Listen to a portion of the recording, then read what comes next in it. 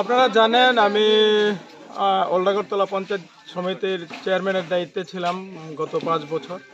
তো দল আমাকে এবার পশ্চিম ত্রিপুরা জেলা পরিষদের 12 নম্বর যে আসন সেই আসনে আমাকে দাঁড় করিয়েছে। তো 12 নম্বর আসনের মধ্যে আমাদের মধ্য চম্পামুড়া, পূর্ব চম্পামুড়া, তুলাকোনা, পূর্ব নোয়াগাঁও এবং পশ্চিম নোয়াগাঁও এই 5টা পঞ্চায়েত আছে। তো সকাল থেকে আমি ঘুরছি সেখানে প্রত্যেকটি আমাদের যেই ওয়ার্ডের পুলিং স্টেশনগুলিতে। তো দেখছি মানুষের মধ্যে ব্যাপক সাড়া আছে, সেখানে উৎসাহর মেজাজে সেখানে ভোট দিচ্ছে। তো ভোট হচ্ছে শান্তিপূর্ণভাবে, সবাই মানে এগিয়ে আসছে দলমত নির্বিশেষে, সবাই শান্তিপূর্ণভাবে তাদের ভোটাধিকার প্রয়োগ করছে।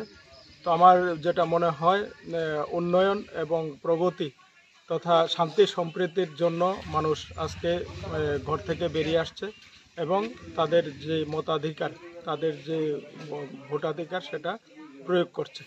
বিরোধীদের উদ্দেশ্যে কি বার্তা থাকবে আপনার? আমি আগেও বলেছিলাম যে বিরোধীরা তাদের প্রার্থী খুঁজে পায়নি, তার জন্য পঞ্চায়েত এবং পঞ্চায়েত সমিতিতে আমরা বিনা প্রতিদ্বন্দ্বিতায় জয়ী হয়েছি।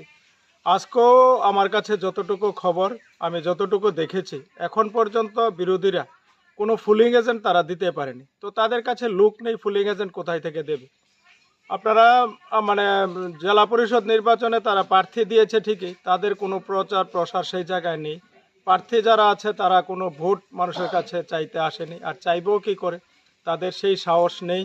বিগত 25 বছর যে লুটতরাজ, যেই মানে দাঙ্গা হাঙ্গামা, যেসব অনুন্নয়ন করে রেখেছে, তার জবাব চাওয়ার জন্য মানুষ প্রস্তুত হয়ে আছে।